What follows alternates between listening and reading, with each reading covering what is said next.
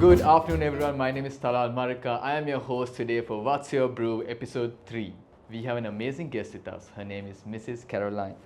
She has worn the crown, carried the weight of global expectations. She's an inspiration for young girls all over the island.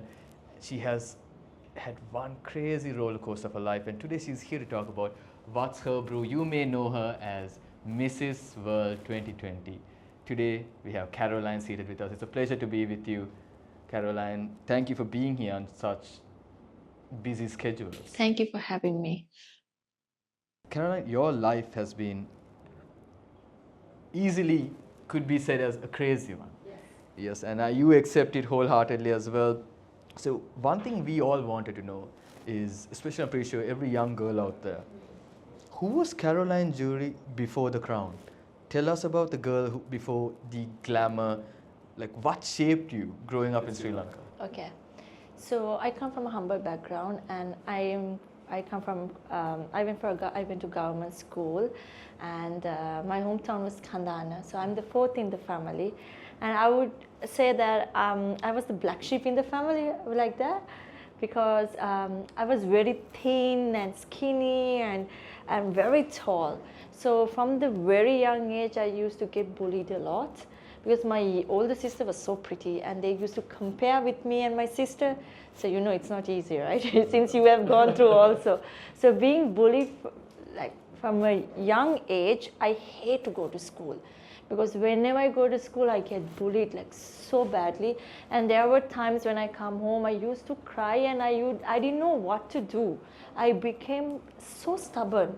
Like my parents had a hard time to bring up me, I would say like that, because I tried to prove myself that I am good, or I tried to prove myself I am perfect, but it always failed. So what made me most happy and made me very much interested to go to school, because since I'm very tall, I was being selected to play for the Sri Lankan netball in the tournament. So before that, I was doing well in the school playing netball. So netball made me happy, and that is the only reason I go to school, because for practices. So I love to go and play netball, because I felt that was the only thing that I was good at. And that was the only thing that I don't get bullied. So that's the reason. So somehow I was able to get selected for the Sri Lanka National Netball Club. So netball was my dream. So at the age of 19, I was thinking, when I turned 19, I want to somehow get into the Sri Lankan national team. That was my biggest dream. So I thought like I will somehow do it and get into a team, because playing netball was I would say the freedom, made me peace, a relaxed place. And when I was 14 years or 15 years, I'm not much sure with the age, I got dengue.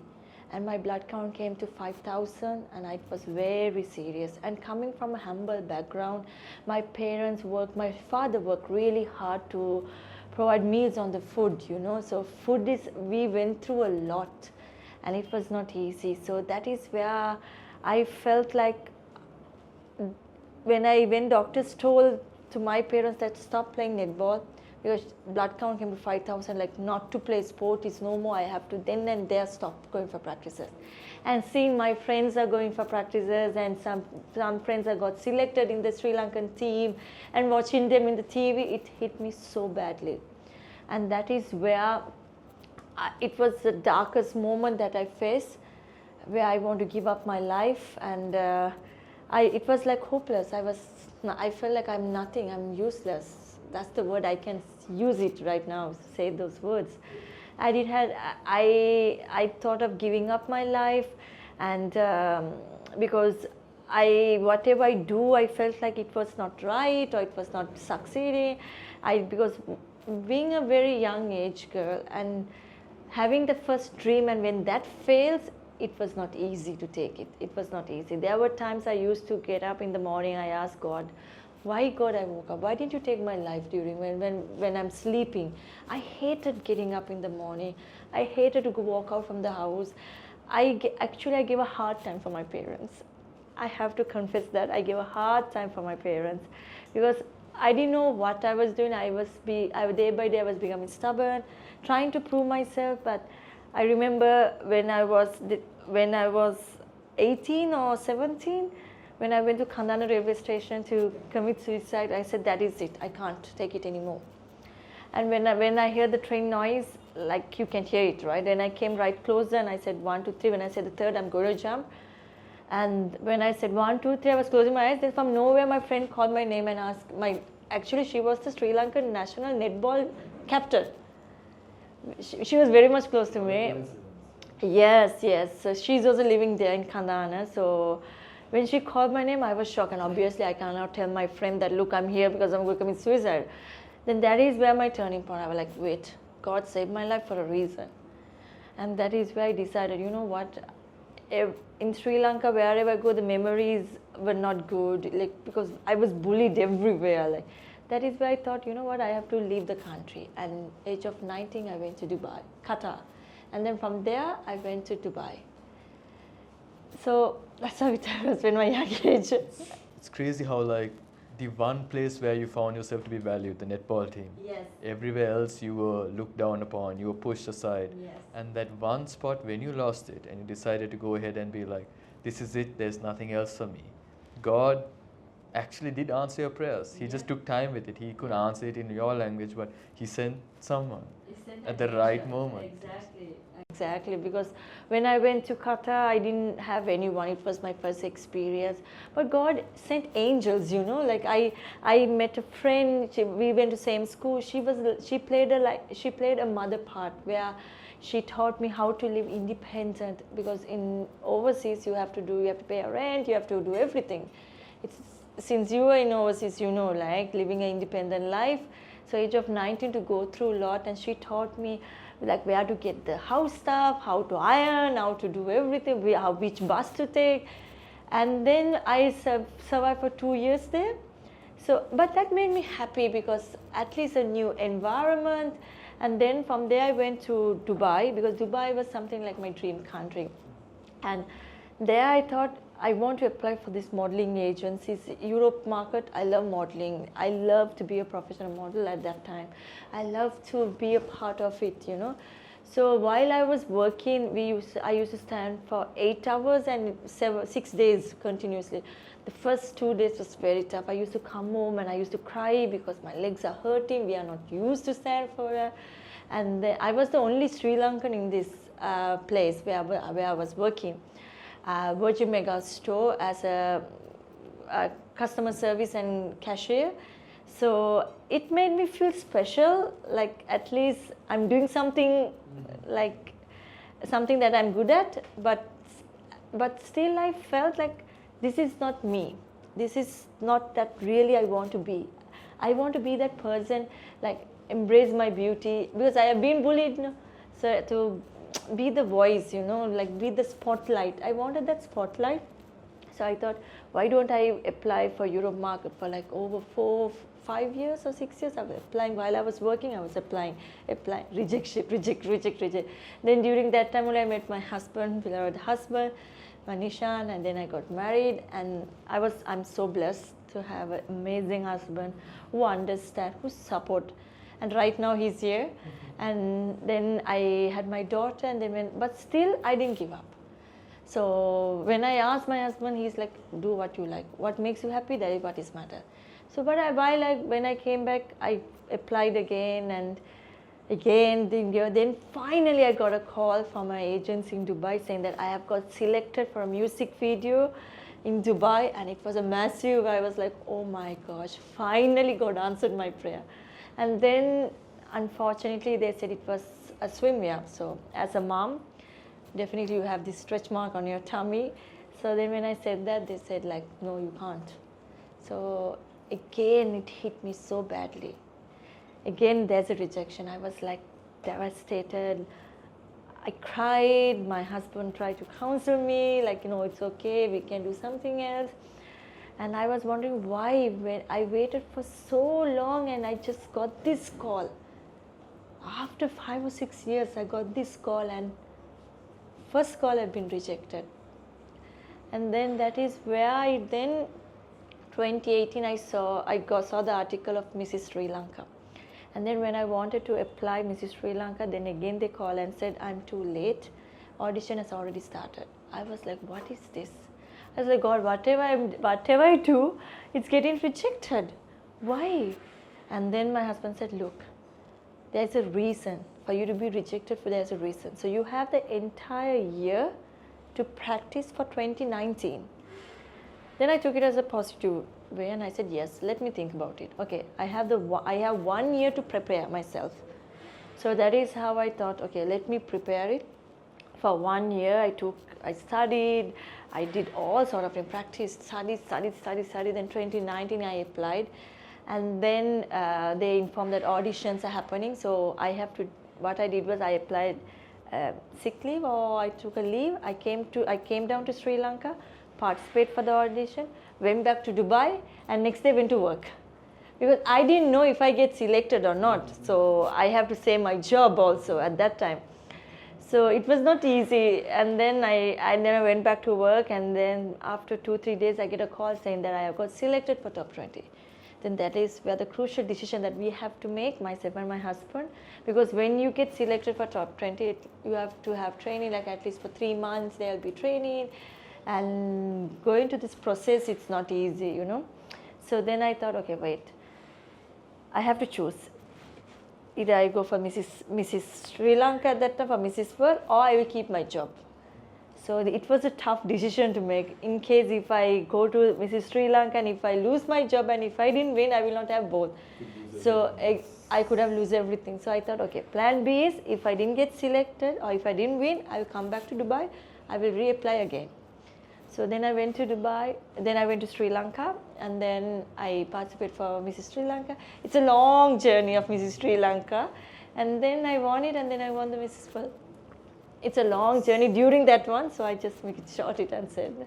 So yeah, that brings me back to that question as you spoke on that day of Barista's events regarding womanhood, and there was this question that lingered through my mind, what parts of Sri Lankan womanhood do you feel like the world doesn't quite capture yet or understand in Sri Lanka, or appreciate at least? I would say like they need to believe in their self and embrace their beauty and stop comparing with others. The self-confidence is lacking a lot when you compare this young generation, these children. They always try to compare with someone else. Yes, exactly. And they don't know how talented and beautiful they are. Like, you know, and there's a trend of this whitening thing and not embracing the Sri Lankan color, the beauty that we carry. Like I'm like saying like why we are so blessed with this color tone, you know. So they always think, okay, if you are skinny and pretty and tall, you get everything in life, which is completely wrong. Like taking back my life story, I was this thin, rejected child, and today where I am. It's about the resilience and not giving up and stop living in this people opinion.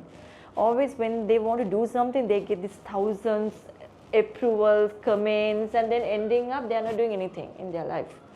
So there are certain things like limit your friendship circle with positive energy people.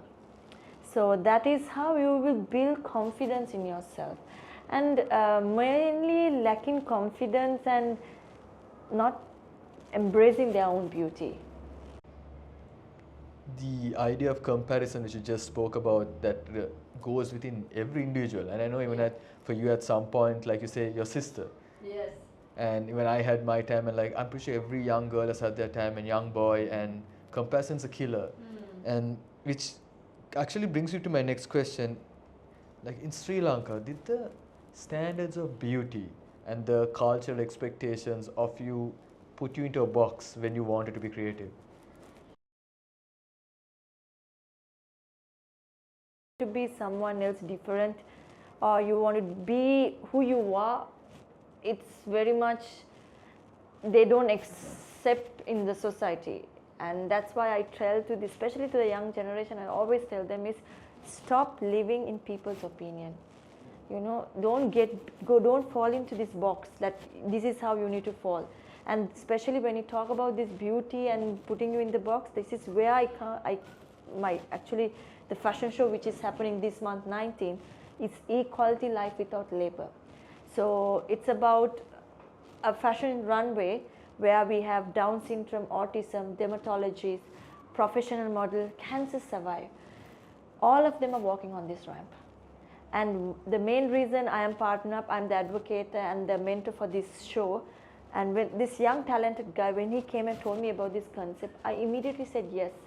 Because I see a lot of these people have been rejected in the society.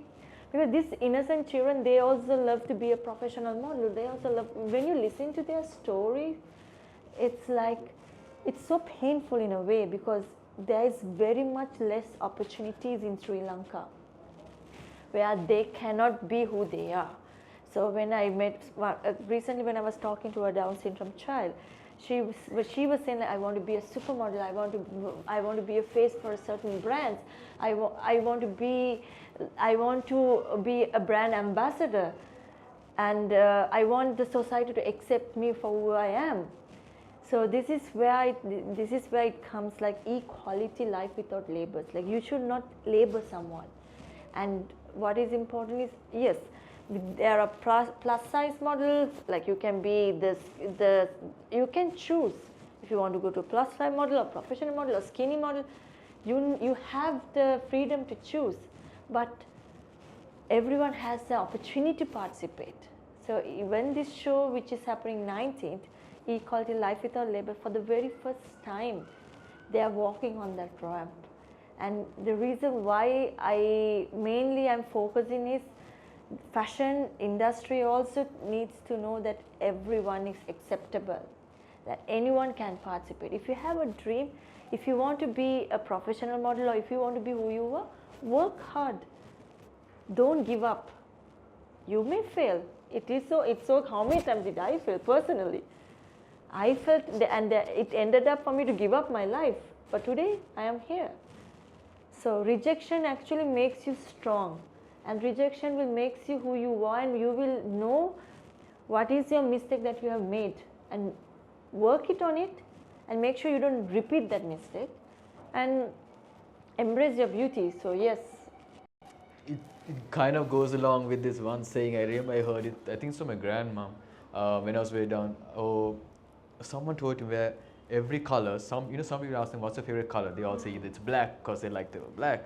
But in my head, I always came up with this idea that every color is beautiful under right light. Yes. Right, and so even the color pink or red or different shades of red will be beautiful in that light. And I really love how the example you put it to walk of equality. Yes. No labels upon it. Every beauty is accepted here. Which brings me to my next question. There must have been obvious challenges when you were organizing this event because it's breaking up traditional norms. And according to communities, marginalized communities, how did you overcome those challenges? It's a teamwork. And I always believe teamwork is more powerful than an individual. So we have got an amazing team who's working with us, and everyone believe in this concept. So that made us very strong to move forward and put it together. And yes, there is much more challenging part, I would say, like getting sponsors on board. That is the most tough because this is our first episode. And always the first is the thing is very difficult, So if I have done it couple of times, then people know about this concept, but this concept is still new. So we need this like-minded people to come join hands. And we have got amazing sponsors also on board, and which is Barista is part of it as well. So I am thankful with all the sponsors who have come on board. And yes, pitching with sponsors are the bit tough, I would say. Because it's a new concept, trying to explain, we have not done it before, but we have the plan in our mind. And I believe Sri Lankan people, we do have innovative ideas. We have powerful ideas. We've come up with them. Now see, like this show, it was your idea, but the team works only bring it together, and which is the beauty of it. And for me to come forward to bring this equality life without labor to this level is all about teamwork. It's not one person's strength. No, everyone has come together. Day and night we have worked. There is no off days or nothing, like working, because we believe we have to give back to the society.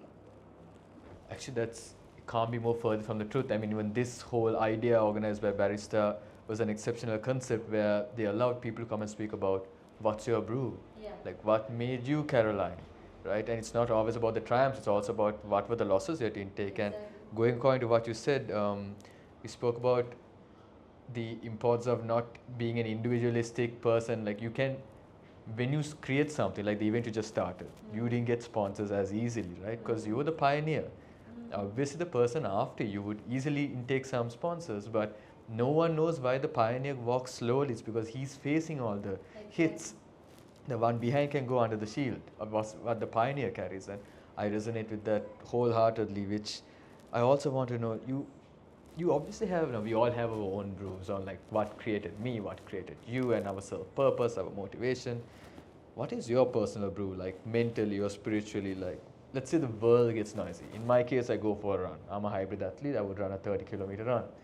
In your case, what would be your brew of like, these my piece? When the world gets noisy, I'm going here or I'm doing this. Okay, so normally what I do is I try to calm myself down, and this is why it's very much important to surround yourself with positive energy friends. And because during this time, whoever calls or whoever talks is the advice that you get is more important to build you up. And I am so grateful that I have a spiritual friend called Pastor Amantha.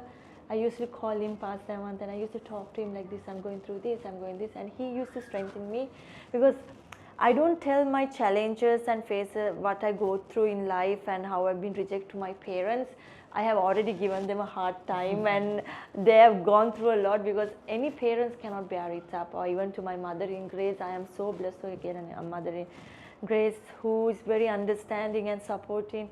So myself and my husband, we don't share our struggles to our parents, because any parents, for them it's too hard for them to bear it up. So I would always either speak to myself and my husband. We used to have a chat, or I call my spiritual friend Pastor Amantha, and I talk to him, and also I go to church. Church makes me to relax and calm down myself mentally and physically, listen to the word of God, and because I listen to a lot of sermons of Prophet Jerome's, and that makes me strength, make me to be a stronger person, because positive words are most important, and I believe spiritually as well. And all your problems, what you go through in your life, the answers, you can get your answers in the Bible. So that's how I bounce back. Yes, I do cry. I'm not saying I don't cry. You're human. I do cry. I would say the washroom area. I do cry. I wipe my tears, and it's okay. God's strength. God, give me the strength. It's okay. It's okay. I'm facing. And then that is where I take a phone call to my spiritual friend Pastor Amantha, get some advice. And myself and my husband, we talk. Then I listen to the word of God. I maybe go to church. I pray. I'll read the Bible. That has given me the strength. And today I am here standing tall. It's all glory and honor to God. That place I have to give it. I say, God, you're the only person can strengthen me. You're the only person, because He's the one sees the battle. He's the one who knows everything what we go through, what battles that we face, and what are the challenges we face, or rejection we face. So God has given me the strength to be who I am today, and I'm very much grateful to who has been supporting me, and my family, my friends, my beloved husband, my mother in grace, my friends, and my church, Prophet Jerome, and the sermon that I'm listening. So all the honor and glory goes to God. It's a very beautiful concept you just gave there. When the world goes dark, you go finding the light, and that's where God is. Yes. It's amazing. And you are currently setting off to start inspiring nonprofits, Jata and Podikade, from being Mrs. World to becoming an entrepreneur. The shift there is very, I would say, not normal. From Miss World to an entrepreneur, it's a huge turn from who you were to being something entirely different. How did you take upon that role? What was your life like there? So when I won the Mrs. World after 35 years, it was a hit, you know. So I could not even believe to myself. I never expected. And then unfortunately, when I won 2019 December, then 2020 the lockdown happened. So actually, I enjoyed my reign only for 3 months.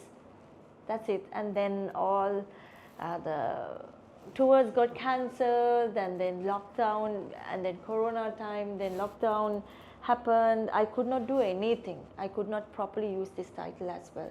But during, I got an amazing team, you know, young talented team, very young. It was a character team. They were so, I felt like family to see these young girls and boys, like they are coming together, building this brand and working on it. And then during this lockdown period, and when we went and met and we had a discussion briefing, then I saw a young talented guy. He was wearing a headscarf, and I asked, what is it? Because in Dubai or in Gulf country, it's normal, you know, wearing a headscarf.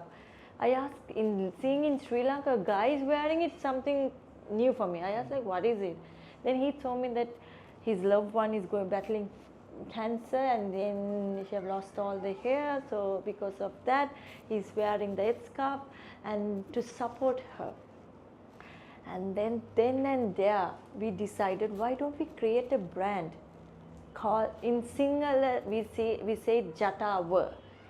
Because in our station, like there are like farmers, they used to wear this scarf because the sun burn, it can burn the skull, so that's where they wrap the cloth around their head. So it calls it Jatawa. So we said, okay, then calling it Jatawa, we'll call Jata and drive this as a fashion statement, where people will start wearing a scarf to empower people who are bravely fighting cancer, especially for ladies, you know, like you are born with a hair, and when you are going through chemotherapy, you will lose everything.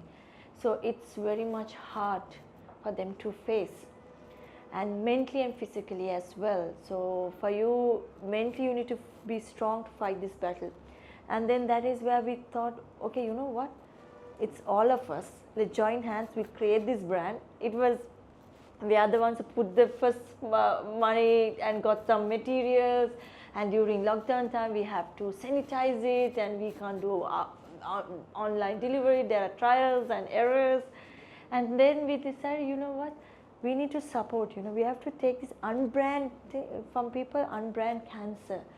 And then that is where this brand has grown very far. It started only a cup of tea, the brand idea, you know. So I never thought of being entrepreneur. I never thought of it, never ever. But this brought me something like, I have got this title, and people listen to me now, and there's a voice there where I can raise my voice and talk about it. And why don't I use this platform to empower the people who are bravely fighting cancer? So there are stories after stories. We have got.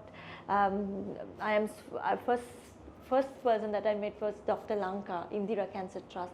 She was so grateful and helpful to join hands with me for the very first time, you know. And then I got people who gave me shop space, you know, and we got from South Africa. There was a Sri Lankan lady who donated materials, and then we did fashion shows, because I want to take it as a fashion statement, where people will start wearing jata and no one will recognize. Because when we did a study case for cancer patients, most of them, they used to say is, look, we are afraid to go out from the house because we have been highlighted. There are some people ask weird questions. So it's so painful for us to face our life or go through it, or like to accept what we are fighting. So we want people to accept who we are. Like they don't want this sin, like that unempowered, they want the society to accept them. Okay, you're going through cancer, okay, you will get through it. Not like, oh, you're going through cancer, making it such a drama or making it big, because the entire family is facing this battle, not one person. So that is where Jata comes out as a fashion brand. Look, anyone can wear it. So people who are bravely fighting, they will not be highlighted. And then recently I joined hands with Modart International students because I want the young generation. I always believe children are the future in this country. I want this young generation. You can be a designer, but when you be a designer, you need to have a purpose in it. You need to believe in what you're doing. Even a piece of art needs to be something special. Needs to be a story. There should be a story in it. So I gave them the brief. They came up with a beautiful concept where they designed jatas, and I am so grateful for the owner of Modart International, Niroshani, to come on board with us. And we designed a lovely piece of jatas, and we donated to Apeksha Hospital, and we did a awareness program, because it's not just giving it, but people need to know what is it. So these design students also, they came on board with us. They went and spoke to the patients, and we got to know exactly what they want. And there are upcoming events are going to happen, which we are planning to do fashion shows and awareness program. So there's a lot in running it. But how did it started? It was a simple idea, and it was a teamwork again. It was just a teamwork.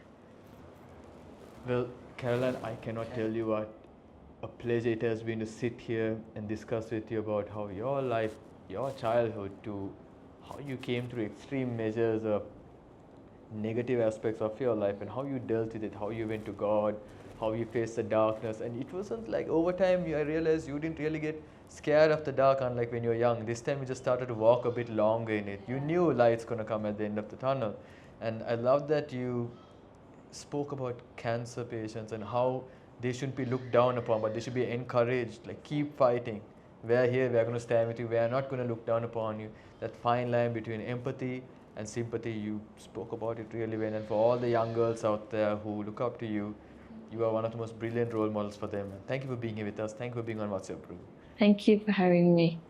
And that's it for episode 3, ladies and gentlemen. Hope you were inspired and hope you learned more and enough from our lovely Caroline over here. Stay tuned for episode 4. Have a good day.